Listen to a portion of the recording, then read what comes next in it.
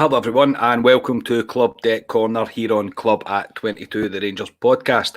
I am your host Scott Carney and I'm joined by Club at 22's finest, Ali Pearson. How's it going, mate? Not too bad. I'm getting my laptop back on Thursday, so I'm looking forward to getting that back because on this I lag quite a few times on it, so I'm looking forward to getting that back. Yeah, it's a laptop from the dark ages, mate. It's definitely a wee bit older. Ryan Haymarsh, how's it going, mate? I'm good. Good to see you boys. Had a decent weekend apart from the obvious and ready for Ibrox on Thursday.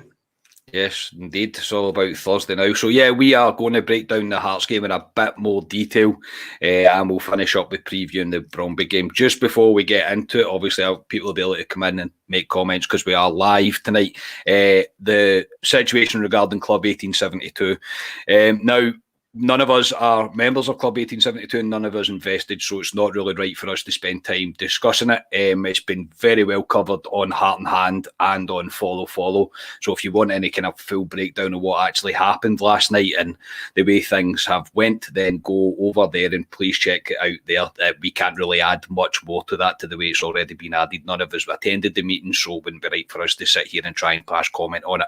All I will say is from the reports that I have seen is that Club 1872 seem to be in a bit of bother to try and achieve their goal that they first set out to achieve. So, it'll be interesting to see how that one goes, but we won't spend much time on it, just basically because none of us are investors and we weren't attending it, but it's a bit of a shame to see the way things are going with it, and we'll kind of leave that there. So before we get into the Rangers stuff, Ryan, it was your night with God on Friday night. Tell us a wee bit about it, mate. How was it meeting Laudrup? They say never meet your heroes, but it's one of the best things I've ever done. It was what an exceptional night. But yes, I did shit the bed when I seen him. Did not know what to say to him, and I think I told you guys in the pub. I just mumbled. I turned the corner to get my picture taken with him, and I said something like, "I show my kids videos of you," and he was like, "Right," and just get a picture taken, and off I go. And I was like, "Shit." Never made the best of that opportunity, but luckily I'm a full-time stalker of Brian, so I managed to catch him at breakfast time the next morning when I was in for a liquid breakfast. He was down with his family. Obviously, I didn't go over when his family were there, but waited till he was himself and just managed to get a selfie with him and had a wee chat. So it was great. It was a brilliant night, and Jim White was a speaker. Newman was there. I met Newman. Myself and Jamie were talking to Newman for quite a bit. And my best mate Richard, he ended up in a lift with Newman and Boyd, which one or two funny stories we probably shouldn't have put on this. But yes, a brilliant night. Great. Yeah, even your picture that you sent along with Brian, mate. Brian, as if I know him, you sent along with Laudrup. You looked a wee bit starstruck, mate, and I think I would be exactly the same, mate. I would just be like, I'm standing next to Brian Laudrup. He's still looking as handsome as ever. He really is. He was very sharp looking, smelt amazing. He's magnificent. He just looked great. Was he drinking? Was he drinking when he was speaking? It looks as if he's drinking white wine, not when he was speaking, but when he was at the table. He looks as if he was drinking white wine. But no, he was... Jim White was all over him.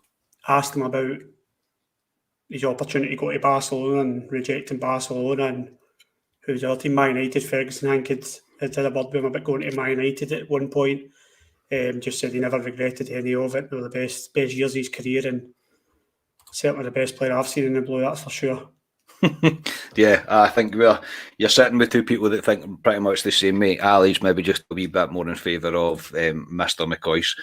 So we'll jump in now into the actual football. Unfortunately, it wasn't the Saturday we set it out to be. We all managed to meet up on Saturday, which was a good thing to come out of Saturday. It's a shame that the football, or the result at least, didn't really live up to it. So it was the 1-8 draw with Hearts at Ibrox. The starting 11 brought little shocks. It was McGregor, Tav, Goldson, Balogun, Barisic, Lundstrom, Kamara, Aribo, Wright, Hadji and Morelos. So the first half, Rangers arguably the best football of the season. We said that in the post-match when we were at the pub after it. We did a quick video just to bring some form of reaction to it, and we were full of emotion. A lot of people leave comments and stuff saying we were a wee bit harsh and stuff, and yeah, we probably were, to be honest, but that's why we like doing it straight away when we leave the stadium as quickly as we possibly can, because it's important to kind of express your immediate feelings. Obviously, as a few days went on since then, Ryan, you weren't on the post-match on Saturday. You were enjoying your refreshments maybe a wee bit too much, mate. But what was your reaction to the game, mate? What's your overall feeling on how Saturday went? The way you get the reaction was, I think this is what we do at this pod. We're honest, and I don't think you don't want to listen to someone pretend that was a great performance and we were unlucky. And I didn't overly agree with some of Gerard's comments on Saturday in his post-match. Yes, we played well on the first half on Saturday. Second goal syndrome again. We've seen this before with Rangers, and this is why we're dropping points just now. Second half, I think everybody felt it was coming. We couldn't put the ball in the back of the net. Teams are starting to smell blood against us. It's happened with Motherwell. Maybe fortunate against Hibs. That's Hearts game Tigers now taking points. I know we beat Celtic and we did play well that day. We looked hungrier against Celtic, I felt, than we have looked against any other team at home this season. But did Celtic burn out a wee bit in the second half because of the intensity they play with? That's what I'm starting to think. Overall, yeah, we're in a good place just now. We're 4 points clear and you don't want to be moaning too much, but we've been talking about Gerard's headache of should he choose Patterson, should he choose Tavernier. His biggest headache just now is why are Rangers only turning up for 45 minutes every game. And this is consistent now. It's a thing now. We're all fearing it, hoping we're going to kick on and put a performance in. We've not. We've seen it against Malmo, Motherwell, and again against Hearts, and it's an issue. But yeah, we should have scored goals, but we didn't. It's second goal syndrome, and it needs to get put right very soon. Very soon. I 100% agree. Ali, I'll come to you. Obviously, you were on the initial reaction on Saturday, mate. Do you agree with Ryan there in terms of the way that Gerard made comments after the game? I have watched the game back. I managed to watch the game back, and I still kind of stand by, and I'll still go along with what Ryan says. First 45, Rangers were great. Second 45, it looks like we just stood off Hearts. Yeah, I don't think I've really changed my opinion from what we said in the pub afterwards. You know, we don't really sugarcoat things, and it is immediate match reaction. So your heart's pumping a wee bit when you're saying things. Sometimes you might say things you regret, but don't really, to be honest. I thought Rangers probably played their best 45 minutes. Should have been a couple of goals up. Morelos had a right good chance when he was through. Didn't even hit a target. There was one with Balogun. It was like pinball in the box. Should have went in. Great goal for Lundstrom. And I honestly thought, like I says in the post-match, Rangers would come out second half and go at Hearts again and just bury them. And again, it's another game we're talking about. Well, it's 45 minutes we've seen Rangers and they've not turned up for the other 45. And I don't know what it is. I honestly don't know if they're told in the second half that's going to set off Hearts a wee bit, because Hearts are all right, but we should have beaten Hearts by about 3-0 easy at the weekend. And again, like Ryan says, we can't put teams to bed. And if you give these teams, the longer it goes 1-0, the problem is it gets to 10-15 minutes and Rangers go, shite, what do we do? Do we do all the good stuff that we should be doing and put these teams to bed? Or do we, like I said after the game, shit the bed? And that's what happens. They just going to get deeper and deeper, Rangers, lose their shape. I thought he made the wrong substitutions. I heard the reason he brought Aribo off was because he was on a booking. Still, I'd keep him on, to be honest. I thought the players he brought on, we lacked pace. I would have brought Sakala on because Hearts changed their shape and we could have, there was openings, balls over the top, and I thought Sakala would have been the right guy with pace, which would have pushed their fullbacks back a wee bit. But as I said, we got what we deserved, and I've been saying it for weeks. This was always going to happen, and we've been limping through games, if you want to say, in terms of scorelines, and it's always going to happen. And need to give some sort of credit to Hearts. They changed their shape in the second half. We don't.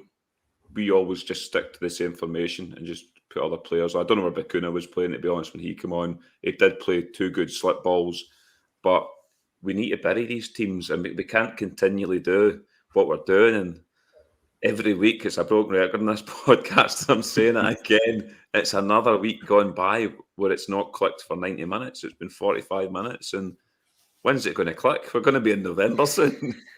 Yeah, I probably should send you notes, mate, before we sit down and do these podcasts, because you've just went through about 5 things there that I was going to bring up. But we'll start off right at we'll stick to the first half now. Now we take the lead, and we deserve to take the lead, and it was an absolute peach of a goal by Lundstrom, and we'll agree with what Teddy Bear's saying there. How good is he looking? I couldn't agree more. I think he's growing into the role. He's grown into the club. He's grown into the jersey, if you like. And even his comments after the game, he was asked, can you take positives from the amount of chances that Rangers made today? And he went, no, not really. And I think he's shown his desire and how much he wants this club to succeed, and he wants his move up here to succeed. Ryan, would you go along with that Lundstrom is he's kind of leading the way just now? Oh, he's with by an absolute length. The goal just epitomises everything that you want from him. I don't think anyone else is hitting that. I think if that falls to Kamara or Davis, we're getting a 10-yard square pass. I'm not being critical. It's just that's the system we play and it's what we do. He's went like, fuck it, I'm having this. The crowd all say it, hit it. He's got that in his locker and he'll score more of those. He's came out his shell. I thought he was going to be a good player for us at the beginning of the season, but I did also say in a pod it looked as if the shot was overwhelming him a wee bit, or the club was overwhelming him, and that's where we fall short as fans. We don't understand. Somebody's just got to put that shot on and be a winner straight away. He's taken a bit of time to settle in, but by God, as he settled in now, I can't think of dropping him just now. That's how well he's playing. And that goal, as I said, just epitomises everything I want to see in him and what he does for Rangers. And yes, he's leading the way, and others better follow suit very shortly. Yeah, I mean, again, caveat it with he's probably one of the highest paid at the club just now based on where he's came from, coming to here. And obviously we didn't pay him anything for him, I don't think, when he came up, but I don't think there was any sort of fee involved. So he's going to be on a decent wage, there's no doubt about that. But he's starting to show his real worth, in my opinion. And I couldn't agree more, mate. People have to look at him and lead by example. I think, Ali, do you think it maybe, say 6 months more down the line with John Lundstrom, he probably does grab the whole game by the scruff of the neck and push the whole team, and people will then start responding to him the same way like Davis would, for example. It's just a matter of time for Lundstrom to completely change a game if he wants to. Yeah, I think he can. I mean, I was critical of Lundstrom when he came in terms of I don't think him and Davis can play in the same team, and I think when you see when Davis come on in the second half, it proves again they can't play in the same team because Davis is trying to sit where Lundstrom was and they're getting away at each other. But I thought Lundstrom for that first 45 minutes was brilliant. He's a big, powerful lad in the middle of the park as well. You see he can, and I said to you, Carney, I think it was in a pub or it was at half time or something, it's as if he's playing with the handbrake off now. That's why he's getting further up the park now. Like he's kind of got a free roll, if you know what I mean, in terms of he can go further up the park and he can shoot, which is what we've been crying out for. I know Ryan's going on about it quite a lot, and I'm the same. We all scream shoot at Ibrox, mate. We always do.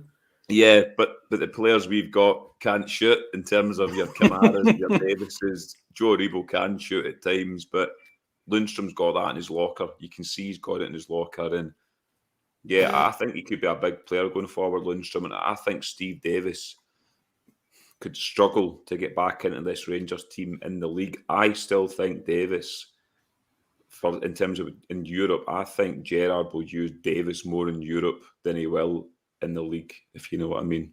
Because I still don't think the two of them can play in the midfield together. Yeah, mate, I think you're probably right. I don't know. We'll come on to what we think the team's going to be on Thursday night. but I've got a feeling they both might play together on Thursday. A wee spoiler there. I think they potentially will, but we'll come to that. But I think you're right, mate, and I think you're right to raise the fact that Davis and Lundstrom doesn't seem to really work in the same team. To be completely honest, it's never really hit the kind of heights that we probably expected it to. But again, I think it could also be down to Lundstrom's being kind of sculpted into the Steve Davis role. Ali, you said that you always wanted to see him playing further forward, but I think he was stuck between a rock and a hard place a wee bit in terms of where he was to push forward or he wasn't to push forward the way that Rangers play football. And now when he's in that number 6 role, if you like, the anchor of the midfield, it looks like he has been told, if you need to go forward, go forward. Take the ball with you. Kind of drive when you can. So, but I mean, Lundstrom was a standout. Been very little others were. We'll jump into the second half, and as I say, we didn't really show up, play even half of the kind of football we played in the first half. We created 2 or 3 proper goal scoring opportunities. One of them in particular was a sitter from Morelos, and it kind of brings us on to individual players. I am not, and none of us are, I don't think, I've even said this to the lads, none of us are going to criticise Alan McGregor for what he'd done. He has more than enough credit in the bank, and at the end of the day, the game should have been out of sight. That's one thing I will agree with, which Stephen Gerrard said, is that it shouldn't have mattered that McGregor made a mistake. We should have had that game sewn up. There's no doubt about it. So I'm going to bring a couple of players up now that we want to speak about. Right, I'm going to come to you about Conor Goldson.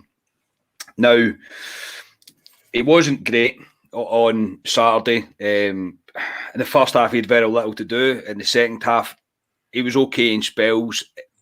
There was when Barry Mackay ran through him and Balogun like they weren't even there, to be completely honest. And the same old questions are getting brought up. I was sitting with people around me all saying it. Is he staying? Is he going? The quicker the better this situation gets resolved, yes. Oh, absolutely. I mean, it's if he keeps turning out performances like that, it's going to be more than talk in the stands, because you know what the Rangers fans are like. And yeah, he's done the business last year, and he has been a great player for us, but it looks as if he doesn't want to be there at times. It really does. And I think there looks a lack of desire with Conor Goldson at the moment. I'm a fan of him before anyone kind of makes a comment about being negative. I love how he organises this. He really is a captain for us, but there is a lack of desire with him at the moment. Barry Mackay ballet danced past him on Saturday, and it happened as well at the Motherwell game when Motherwell scored. I think it was him and who played Simpson that day. They had opportunities to clear that ball, and Goldson definitely had an opportunity to get in a bit harder than he did.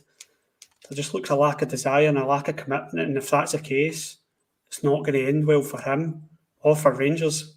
But I am concerned now that he's not signed this contract, that there's more going on in the background. I think it's only natural for everybody to jump to that conclusion that there must be something else. And if he's not going to sign, then I think the club should release the fact that he's not going to sign to kind of put everybody to bed. But as you said as well, Ryan, we'll be a very unforgiving crowd when it comes to that. If you want to leave, then as far as we're aware, leave. I think we're all kind of like that. Ali, what's your thoughts on Conor Goldson? The age-old question again, is he staying, is he going? What's your initial thoughts? And by the way, I am a fan of Conor Goldson too. I think you notice him. You notice when he's not there. But what do you think, Ali? What's your thoughts? Do you think he's going to go? I don't know.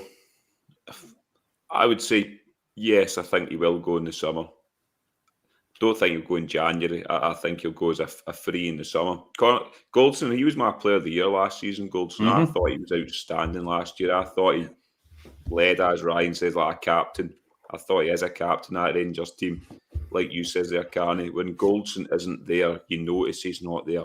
He's the only ball-playing centre-half we have at Ibrox, really, that can come out with a ball, ping the Hollywood pass, if you want to say, and it comes off quite a few times.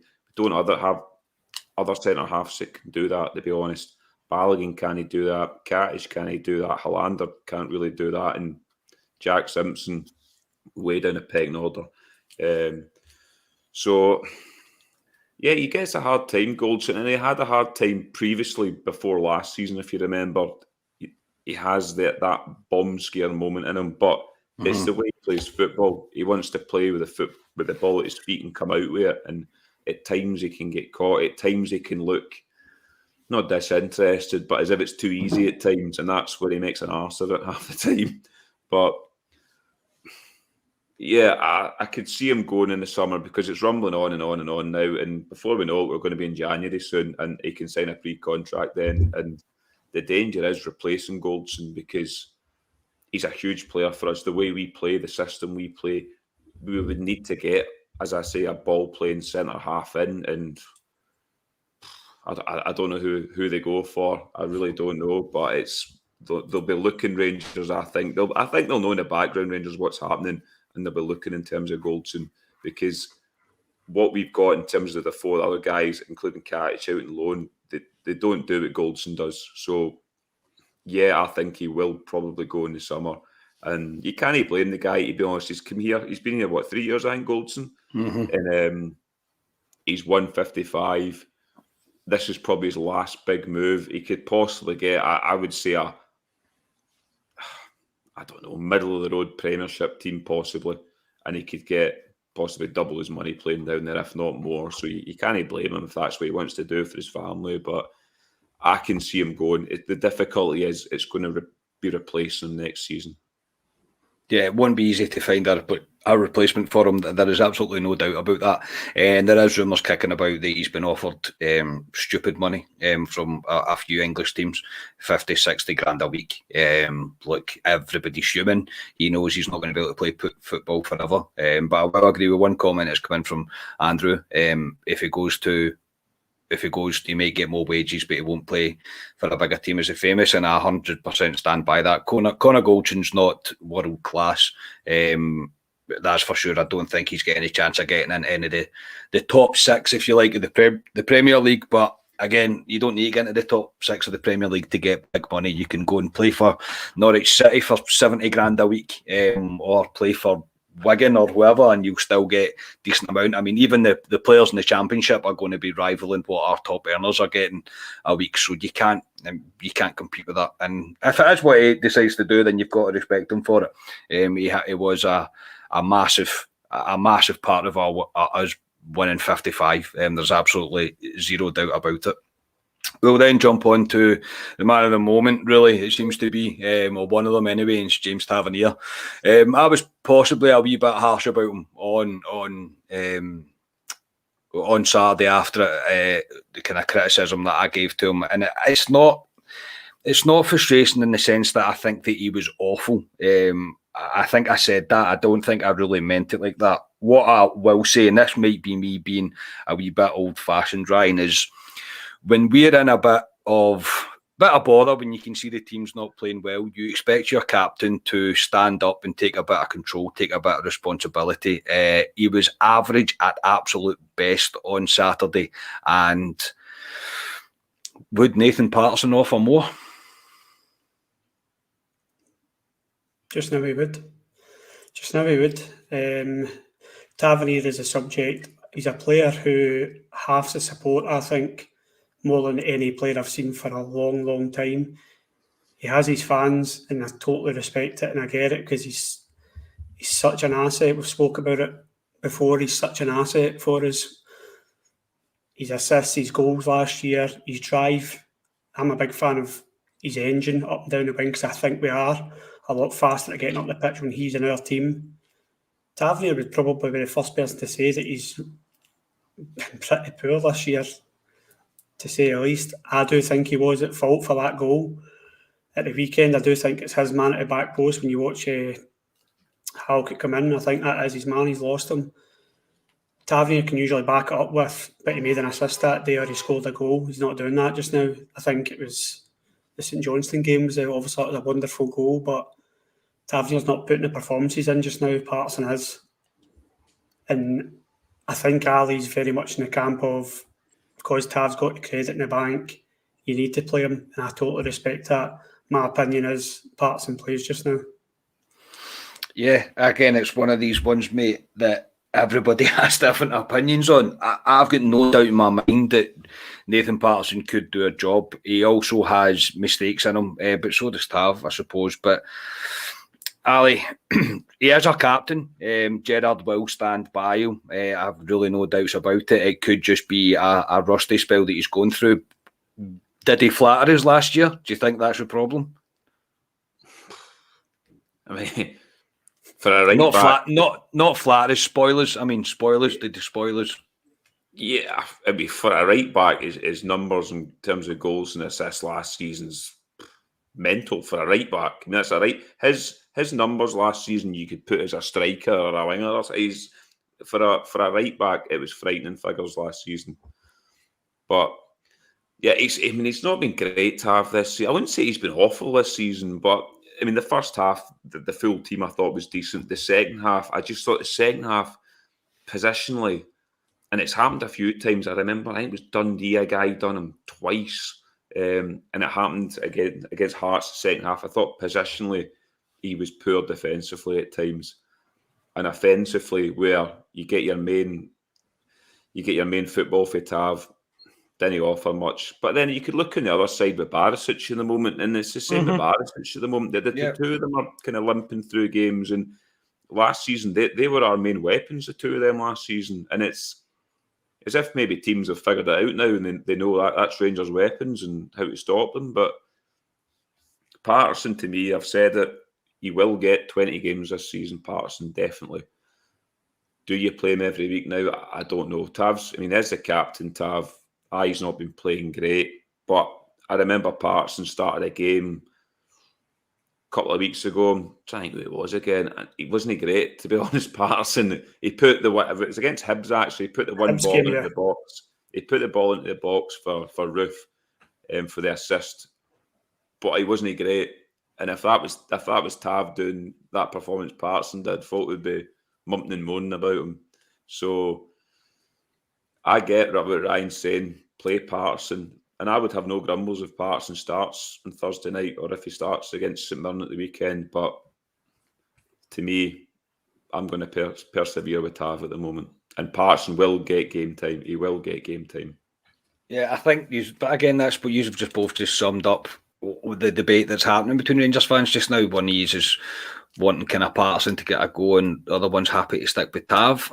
Look, Tav he's going to be remembered as one of the greatest, maybe not the greatest captain, but he's going to be remembered as one of the kind of biggest captains we've had in a long time, because look what he achieved. He is the man that lifted that 55th title, so he's got all that credit in the bank. And I am a fan of James Tavernier, I really am, but sometimes when it's not going the way that he's not playing at the levels he knows he can play at, I'm going to say something that I'm probably going to get slated for, but I think he hides a wee bit, and I think far too much it's the easy pass back to Goldson and burst forward, even though there's not really the space to burst forward into. And I don't know what I'm really expecting from him. As I say, I think he did spoil us a wee bit last year, and his numbers and his stats that he was firing in. But sometimes I'm just looking for that wee bit more. You are wearing the armband, so you should be standing. But again, that's probably a wee bit old school from me, to be completely honest. We'll come on to... Sorry to interrupt you. No, you're all right. Here's a decent question to ask, I think, both of you. We spoke about this after the Old Firm game and how well Balogun played. If we're playing Celtic away on Sunday, who are you playing at right back? Tav. Because who'd you play at centre half? You play Balogun. So you would play Balogun there? Well, against that Kyogo, I would maybe play Balogun again because of how well he played. And I'm not joking. Like, I would actually Jack think Simpson as your other centre half, like say Goldson. Well, I need to bring Katic back in emergency. Based on the current team availability, mate, I would go with Tav. Yes, I wouldn't be playing Patterson, not up against Kyogo. But again, I don't know.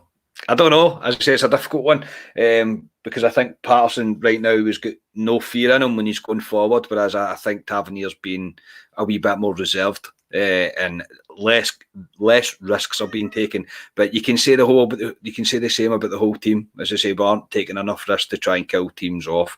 We'll move on to yes.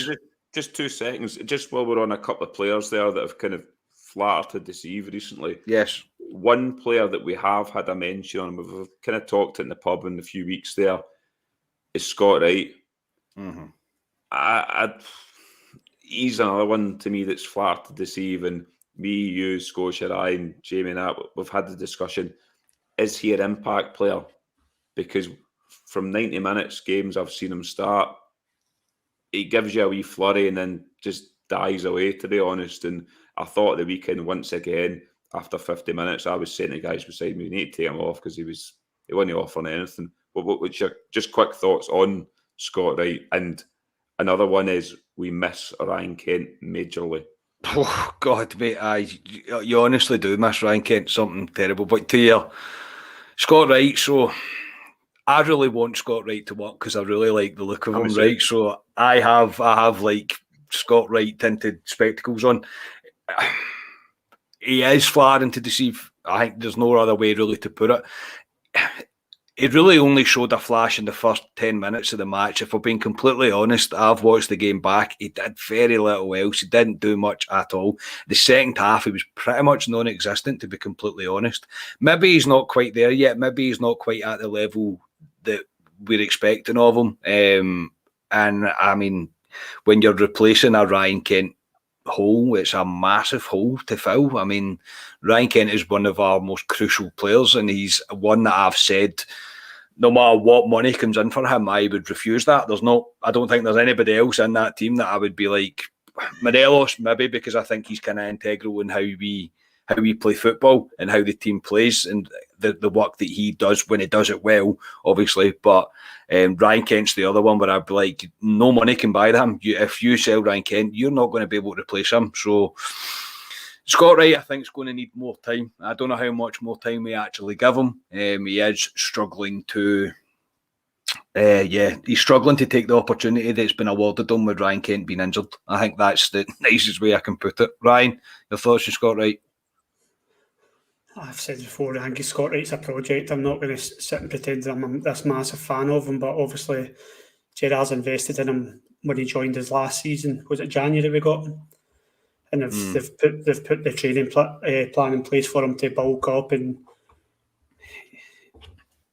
he's a project. He's not finished article. I would have him as Ali says, an impact player, somebody coming off the bench to change a game when we're struggling a wee bit and change it up. That's all I see him. I don't see him as a starter. Is that your cat again? That's a cat again. Yes. Advo. Advo, is that what your cat's name is? Yeah, her name's Luna, but I wish I'd called her Advo. I got a fright there, to be honest. That's why I was like, what was that? That's quite funny. But aye, so yeah, look, we all been, as you said, Ali, Ryan Kent's a massive miss. Somebody actually asked earlier on if Kent will be back for Thursday. I very much doubt it. I wish Kent would be back for Thursday, but I very much doubt it. I think we've got a wee bit of time to wait, and it's certainly one that Gerrard will not rush, especially, as you say, we're sitting here pulling apart a one-each draw with Hearts, and we're still top of the league, so I don't see him rushing Ryan Kent back because he's going to be pretty crucial for the rest of the season. Quickly, before we move on to Brøndby, we'll speak about Alfredo Morelos. Ali, was it just one of those days for Morelos? Yep. You get this from Morelos. We've seen it before with Morelos. He'll have a game where he's just not going to score. See, when he missed that absolute sitter, I would have taken him off at that point and I would have put Sakala on. I don't know why Sakala didn't come on because Hearts were pushing up and crying out for pace, but aye, he was never going to score, Morelos. But the thing about Morelos is it wouldn't surprise me if he scores a double against Brøndby on Thursday night because he thrives in European competition and big games like that. So I'm not worried about Alfie missing. Well, it is worrying if you know what I mean in terms of he misses all these chances. But we've seen this with Alfie. He goes through these spells in games doing this. So I think it was just one of the games for him, unfortunately, and. Yeah, it was an utter sitter, to be honest, for me. I don't know what he was doing, kind of sliding in, but he's when he's got time to think about a lot of these shots, he usually makes an arse of them, to be honest, Morelos. It's when he's got time not to think about it, he does well. So he's not our best natural striker. Kamar Roof is our best natural striker, or Jermaine Defoe, if you want to say, but he's nowhere to be seen at the moment, Jermaine Defoe. So it's... No, I'm not worried about Alfie. Like I say, I wouldn't be surprised if... Well, he will play Thursday night, and I wouldn't be surprised if he scored a double. Yeah, probably. I think my honest opinion is it is just one of those days. He missed a few absolute... Well, one was an absolute sitter. Another one, the chance where he kind of scuffed it wide in the second half. Both of them, after he'd done both of them, he looked over to the bench as if to say, right, am I coming off now? Because he was not having his best game. But I agree, mate. He's one of these guys that out of nowhere he'll just score a hat-trick and you'll be like, where'd that come from? Do you know what I mean? Where's Alfredo been? Ryan, just before I come to you about Alfredo Morelos, Jamie Lowe, part of this podcast, has asked quite a serious question that we all want to know the answer to, mate. Where is this Ryan scarf that's normally on the back of his door? This is a story from Saturday. Ryan was freaking out every time somebody asked him where his scarf was, but he left it with his old man. Is this correct, Ryan? This is correct, and there's more to that story because I actually said to Jamie, I texted Jamie on, when did I finish drinking now? This isn't big and it's not clever to anybody watching or listening. I think it was Sunday night I stopped drinking, so I woke up in quite a state on the Monday. And I texted Jamie and I said, did I leave my scarf in your girlfriend's car? But he sent laughing emojis and I thought, why does he think that's so funny? But apparently I'd gone on about it quite a few times in the pub, but I'd forgotten I had given it to my dad. My dad has my scarf. He will be watching this as well. And now I've told my mum and dad that I was in the drink on Sunday. So if we can just move on, that would be great. Yeah, so your thoughts on Alfredo Morelos, Ryan? Take it away. Alfie's... Listen, I don't like the criticism he gets. I think you don't know what you've got till it's gone with Morelos. I think if we did lose him, he would leave a massive hole. And I do think we're a different team when he's not playing. As I've said, his movement, he's come on to a totally different game with his movement and dragging players about. It wasn't his day. It didn't happen. His day will probably be Thursday, as Ali said. He will score again. He'll have a good game. When Alfie's frustrated, he's a very frustrating player to watch because he's so huffy and he can be useless at times. But when he's happy, he's a dangerous player and he's more happy than he is frustrated these days. So it was a one-off and we move on with Alfie, I think. Yeah, just one of those days with him, really, to be honest. I'd say even his hold-up playing, that was pretty poor. But look, he is one of my favourite players. I absolutely adore Alfredo Morelos and I'll let him away with pretty much anything. The sitter, I was close to letting out a wee scream. I sat down in utter disgust when he missed that, to be honest. I thought, I can't believe he's missed that. And obviously the usual kind of shouting around it all kind of happens. But I think, just to sum it up, I think, Ali, are we going to end up in a head-to-head battle with our friends across the city for no good reason apart from we can't put two halves of football together? Yep. If we're going to limp along as we are, yes, we should be romping this league at the moment. And that's not been disrespectful to the rest of the league, but Celtic aren't a great team. Even Paul at my work says, and he's a season ticket holder, says they're not that great either. And they're 4 points behind us. They've got a wee bit of, I think they've won now. I think they won today. They've won 3 games, Celtic, for the first time since August or something. So they've got a bit of momentum behind them, Celtics, and Johnson come there at the weekend. But we should be quite a bit. We've thrown 4 points away at Ibrox this season. I mean, we've gifted 4 points away this season at Ibrox. So, yeah, if we don't click in a game, which we're waiting for it to happen, and we limp as we're doing at the moment, yeah, we will be. We're not going to romp this league if we play the way we're playing at the moment. No chance. And they'll take a bit of heart from it, Celtic, as well. I really do. Yeah, I think that's one of the biggest things. I think when we have a disappointing result like Saturdays, you're kind of handing a wee bit of momentum to other teams round about you. Obviously, would you go along with that, Ryan, that we're only going to end up in a battle due to our own doing? I said at the beginning of the season, I said there's only one team that can beat Rangers to this title this year, and it's Rangers. And it's my point's been proven so far, and it's only October. this was shaping up to be a decent one for Rangers fixtures wise, and we are dropping points. Not going to say we're hemorrhaging or anything, but we're dropping points, and maybe a wee bit of pressure from that lot across the city will put us into gear. Something has to. We need to click into gear, or it will not be our season. It's simple as that, and it's far too big a season. This is, as we've discussed, this is a bigger season for the club to win this season than it was last season. In terms of finances, mate, there is absolutely no doubt about it. This is a massive season. This is the league that you really have to be winning, because the prize at the end is, yes, the league title, but it's the money that's coming along with the Champions League. So it's a massive season, and they'll be just as desperate to win it as we are.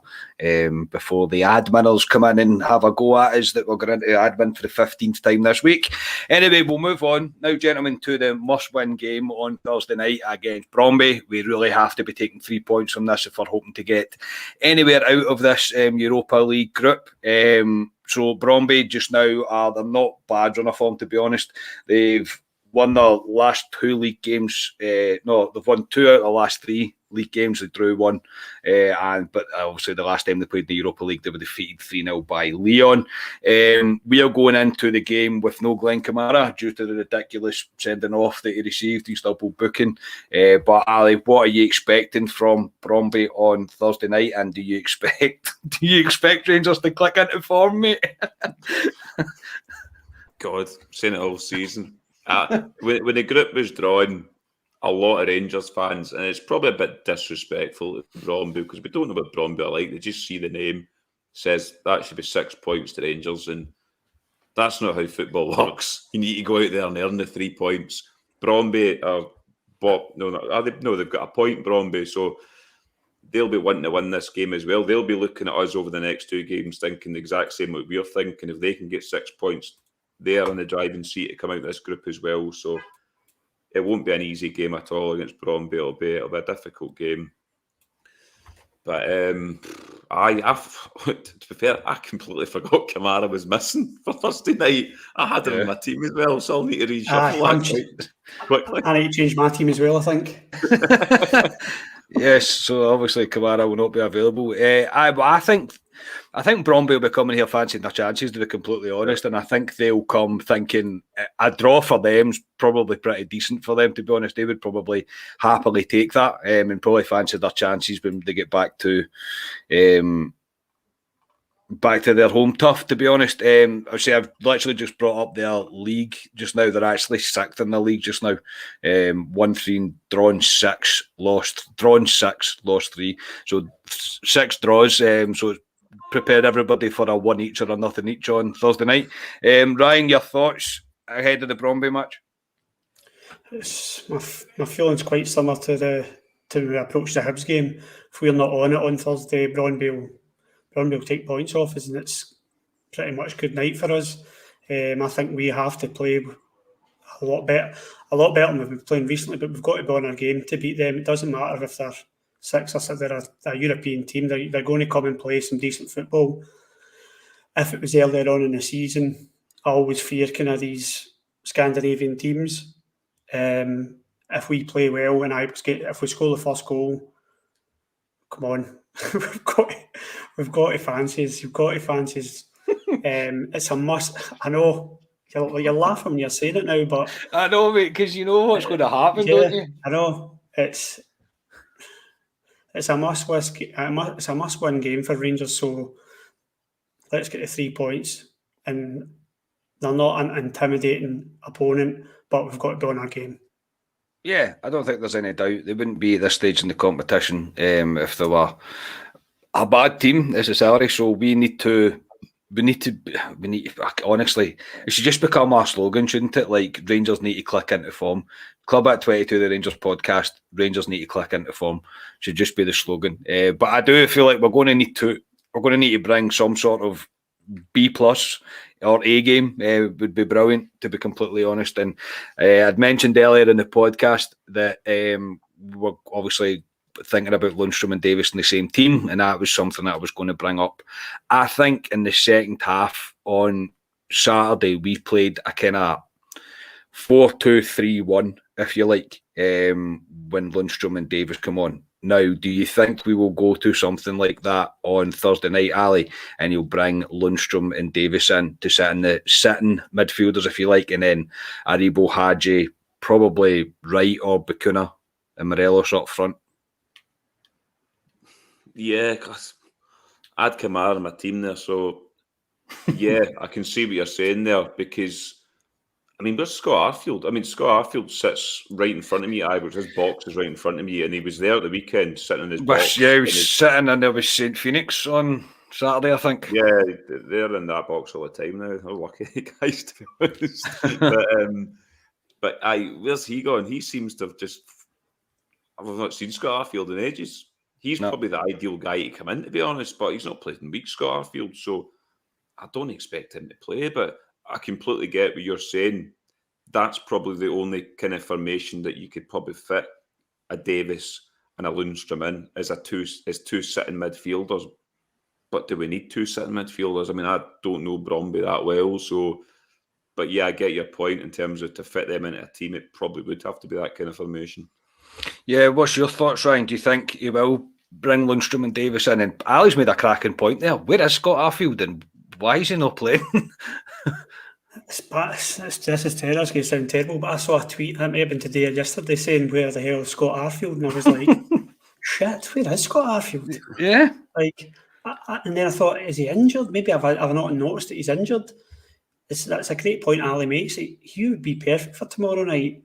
Do I think he'll play? No. I think that Gerrard and Beale and McAllister stick with their system, and they'll always play that system, and it's what we'll play Thursday night. I'm convinced of it.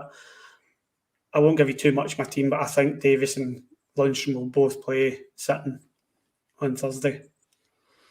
Yeah, well, I pretty much gave away my front line, to be completely honest. The only thing about playing a kind of 4-2-3-1 is, where do you play Kamara? That's the only thing, because he's not really a behind the striker kind of player.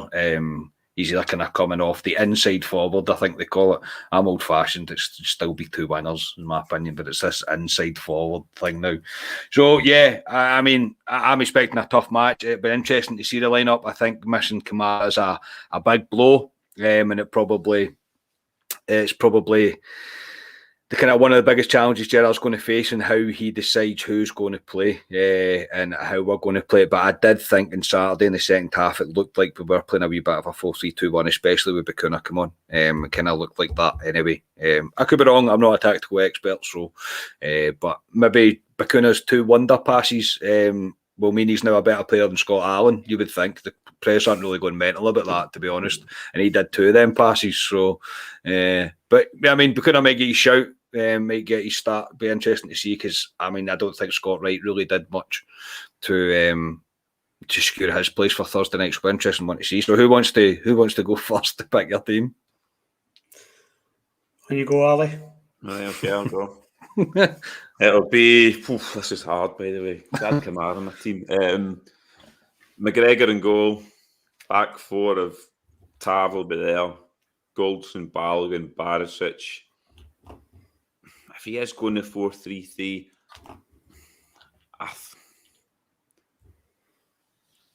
he might play a Rebo. I think Lundstram sitting with a Rebo on the left. Does he play Davis on the right? Because Davis has played on the right-hand side previously for Rangers, way back. Does he play Davis there? I'll say he's going to play Davis there. And my front 3 would be... I think it'd be Roof, Morelos, and Hadji. Yeah. I mean,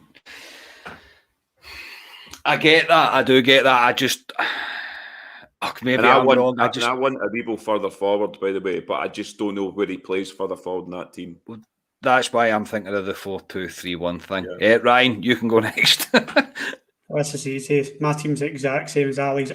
Now that you've said Kamara's out, yeah, that exact same as Ali's, because as I've said a few times, Gerrard likes Aribo if he doesn't have him up top right. He likes Aribo on that free roll going up and down. So I think that's where Aribo will play on Thursday, just that kind of free roll. This is the easiest bit, picking the lineup. It's a fucking score just now. You can't bloody pick. I know. Did you say your score, Ali? Sorry. No, not yet. No, he's not yet. Right. I'll just sit back for another minute. Have another think about it, mate. Jamie Lowe as well. He's sent in his McGregor, Tav, Goldson, Bargain, Barisic, Davis, Lundstrom, Aribo, Hadji, Morelos, and Roof. So yeah, if he goes with the 4-3-3, I think that is going to be the team. To be completely honest, I think he will. Maybe he will push Lundstrom a wee bit further forward. Maybe he'll drop Hadji into the midfield three to kind of counterbalance Lundstrom and Davis both being there, and then push Aribo out wide as well. Not really sure how it's going to work, but I think if it's going to be a 4-2-3-1, it'll be the same back five. It'll be Davis and Lundstrom holding, and then I think he'll play Hadji, Aribo, and I don't think he'll play Roof. I think he'll play either Bacuna or right, and he'll play Morelos up front and leave Roof on the bench for impact. I think if they does the 4-2-3-1, but I mean, I don't know how we've done I don't know how many podcasts, a few, quite a few, and I don't think I've ever got a team right. Maybe once the whole time I've been doing this. So, yeah, score predictions time. Ryan, you can go first. Same as Ali. Yeah, I'll go same as Ali as well. Ali, what's your score prediction? Do you want me to tell you? Right. Yeah, go. 2-0 Rangers, Morelos to score the first goal. Ryan? I'm going 2-1 Rangers. There's got to be. I feel as if there's got to be an individual performance for somebody. There's got to be. Hadji kind of springs to my mind. Like, see that kind of Braga game. They need somebody to be a hero. Somebody needs to pull us out of this just now. And I'm going to go 2-1 Hadji first goal. In fact, Hadji's getting the both of them. Fair enough, mate. I'm going to go for 2-1 as well. I think I just don't see Rangers really clicking into the kind of form that we really need to happen to kind of wipe Brøndby apart. So, yeah, I'll go for 2-1. I'll go Morelos, first goal scorer. It's one of those games you don't know what to expect. I mean, we could turn up and we could absolutely blow them away. We really could. It really all depends, and I'm looking forward to seeing the team sheet. So, yeah, that'll do us for tonight, lads. We'll leave it there. We will be back on Thursday after the game. We will be at the game, so it'll probably be me and Ali from the car, I think, on Thursday night. And we'll bring you some reaction from it after the match, hopefully discussing a win to kind of kickstart our Europa League campaign. So, Ryan, thank you very much for your time tonight, mate. Cheers, guys. Hope you enjoy the game Thursday. The scarf will return. I'm going to my mum's tomorrow night. The scarf will return. Thanks for watching, Jamie. Ali, cheers, mate. No problem. I hope you're getting your dinner made when you go to your mum's tomorrow as well. Always. I don't know if she will be making your dinner now, mate, the fact that you've told her you were on the drink for 3 days. Scotia's still with the drink right now. But yeah, that'll do. So thank you to everybody for getting involved as well in the comments. Comments were brilliant tonight. Just a bit of kind of housekeeping for the pod. I am delighted to say that we've passed 100,000 views on YouTube, which for a podcast that's been going like 10 months is pretty spectacular. It's kind of mind-blowing, and our subscriptions are just continue to go up and up and up from people liking the channel and that on YouTube and on and even on Facebook as well. The page is over 1,000 in that as well, which is just crazy. So thank you to absolutely everybody for that. We're not going anywhere. We're only really just getting started, and it really is quite humbling the fact that this many people want to listen to us talk shite for like an hour. It's pretty good though. So I'm delighted with it, and I can't wait to keep going on to the next 100,000, as I would say. So yeah, shameless plug as well. Just like the video, subscribe to the channel, tell your friends, tell your family, tell us all about it, tell about Ryan's terrible drinking habits, tell them about the scarf story, tell them whatever you like, and just tell them to come check us out. We will be back, I don't know when we'll be. Yeah, Thursday we will be back on with a club reaction. Not sure when we'll come back with a live one, but we'll definitely do it because we enjoyed doing this and I like getting interaction from everybody. Stop rambling on, Scott. That will do. That's plenty. We are Club at 22, the Champions podcast, and we will speak to you all on Thursday night. Cheers, everybody.